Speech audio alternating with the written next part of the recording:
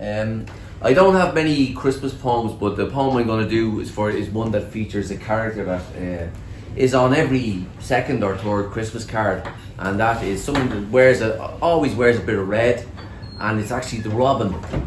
And the robin has a very significant place in Irish culture, I know, because a lot of people, that when they come across a robin unexpectedly, they quite often assume that it is a visitation of somebody that has left their life. I'm not going to try and dissect the whole process of where we got that as a culture, but I know why I feel very strongly about the robin. So this poem is about me explaining why I have the affection I have for the robin. I'm no St. Francis-y guy. I'm no Doolittle MDI. My natterings with nature, they're as brief as they are rare. Rabbiting with rabbits is not one of my habits. My wits with all the wilderness I'm disinclined to share. I don't wither with no critters or in the wood shitters. I don't track the bell movements of bears. I don't lose myself in the forest because I get lost in the forest. So where bears do or don't, I just don't care. Nor do I haggle with a hedge man, don't verbalise the veg man, don't fraternise or fawn about no flora. But when I see the robin, my old ticker starts a-throbbing as he inspects the colours of my aura. Me, who was so far from one of nature's sons. With most creatures great and small, I have an incomplete communion, but a glimpse of red breast feather pulls my shattered soul together.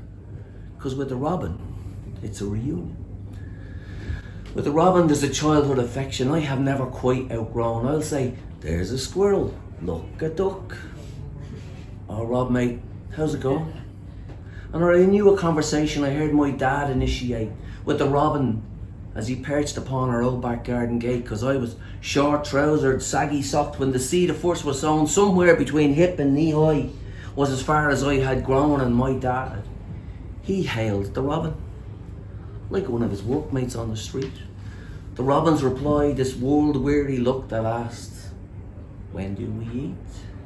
As he surveilled the groundbreaking progress of this boy and that man, I loved the latent impatience that seemed to lurk in his confident cheeky calm, anticipating the cultivating of some cabbage row or potato drill, poised and ever ready to move in for the kill, for the robin had no time for proverbs. He proved old adages were absurd as we disinterred some insomniac one that thought it had been earlier than the bird.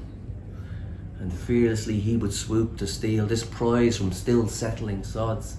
Those crawling creatures that made me recoil, he recognised as his gift from the gods.